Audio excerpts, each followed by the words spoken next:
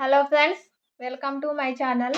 Today మనం 27th మే 2025కి సంబంధించిన important current అఫైర్స్ని ఈ వీడియోలో డిస్కస్ చేద్దాము.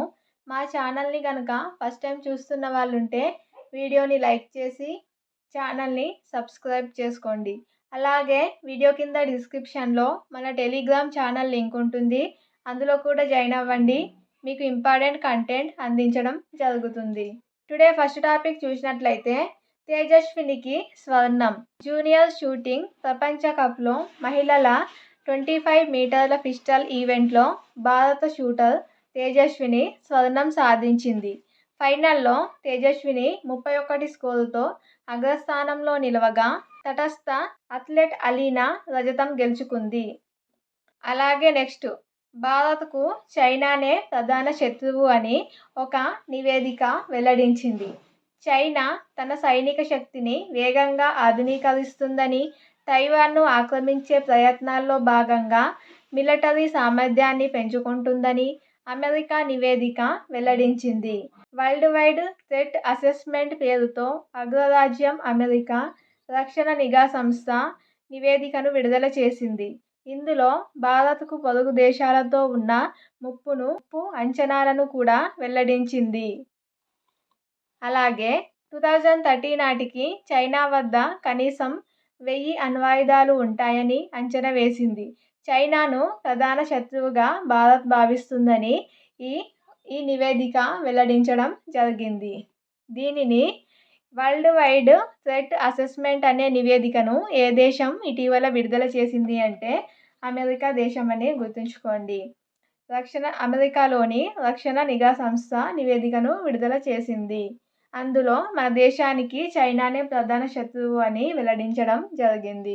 అలాగే నెక్స్ట్ టాపిక్ చూసినట్లయితే ఆపరేషన్ సఫేద్ సాగర్.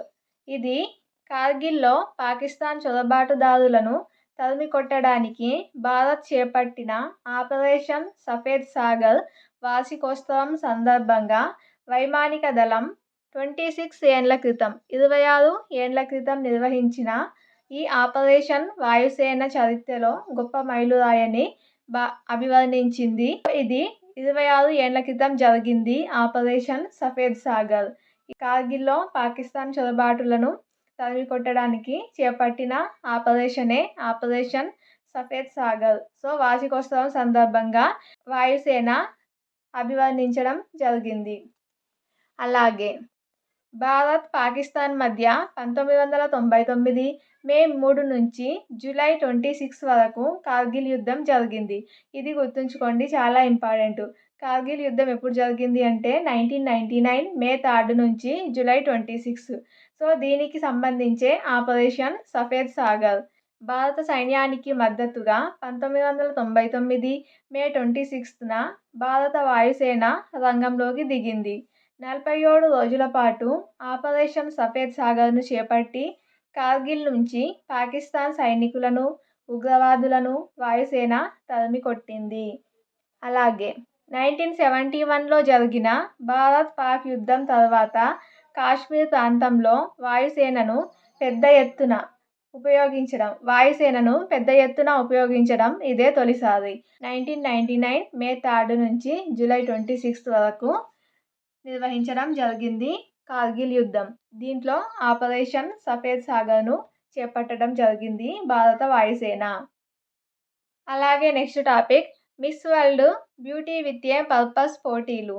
సో ఇవి నిన్న హైదరాబాద్ వేదికగా నిర్వహించడం జరిగింది, beauty with a purpose. So వీటిలో హైదరాబాద్లో జరిగిన బ్యూటీ విత్ ఏ పర్పస్ పోటీల్లో 108 దేశాలకు చెందిన సుందరీమణులు పాల్గొన్నారు. అమెరికా కరేబియన్ ఖండం నుంచి ప్యూర్టోరికో, ఆఫ్రికా నుంచి ఉగాండా, యూరప్ నుంచి వేల్స్, ఆసియా ఓషియానా నుంచి ఇండోనేషియా భామలు 2025 మిస్ వరల్డ్ పోటీల్లో క్వార్టర్ ఫైనల్స్లో స్థానం దక్కించుకున్నారు. సో వీటికి సంబంధించి మే 31న ఫైనల్ ఉంటుంది. సో అప్పుడు అది కూడా కంప్లీట్ అయ్యాక కంప్లీట్గా చూద్దాము. అలాగే నెక్స్ట్ టాపిక్ చూసినట్లయితే చాలా ఇంపార్టెంట్. ఇది తెలంగాణ ఎకనామీలో కంపల్సరీ ఇలాంటి వాటి నుంచి క్వశ్చన్స్ వస్తాయి నివేదికలకు సంబంధించి. దేశ ఆకలిని తీర్చే పెద్దన్నగా తెలంగాణ.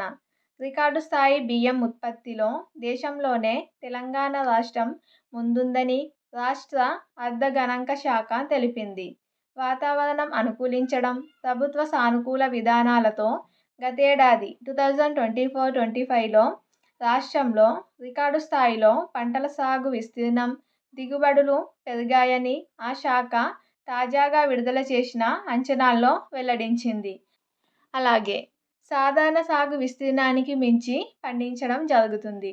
అంతకుముందు ఏడాది 2023-24లో 168.75 లక్షల టన్నుల బియ్యం ఉత్పత్తి చేసిన తెలంగాణ మరుసటి ఏడాది 2024-25లో దాన్ని అధిగమించి ఏకంగా 183.57 లక్షల టన్నులను సాధించింది.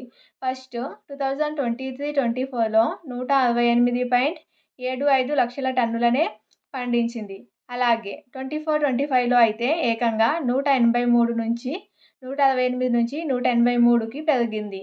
సో ఇంత ఎక్కువగా బియ్యం దిగుబడి వస్తుంది అని ఈ గణాంకాలు తెలపడం జరిగింది. అలాగే దేశంలోనే అత్యధికంగా బియ్యం పండిస్తున్న రాష్ట్రంగా అగ్రస్థానంలో తెలంగాణ నిలిచిందని అర్ధ గణాంక శాఖ రాష్ట్ర ప్రభుత్వానికి తెలిపింది.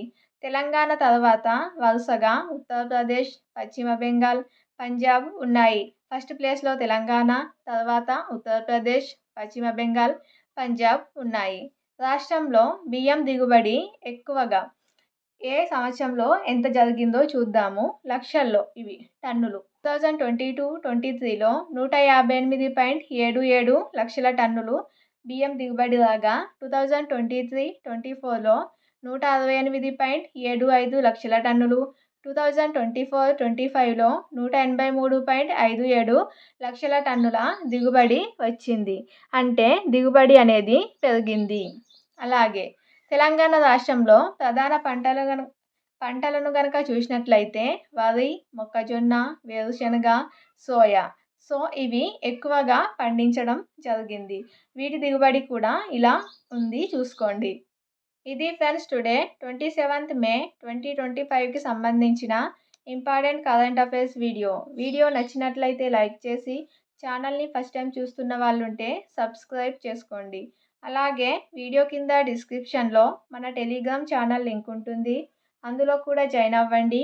మీకు కాంపిటేటివ్ ఎగ్జామ్స్కి ఉపయోగపడే ఇంపార్టెంట్ కంటెంట్ అలాగే PDF కూడా ప్రొవైడ్ చేయడం జరుగుతుంది. Thank you.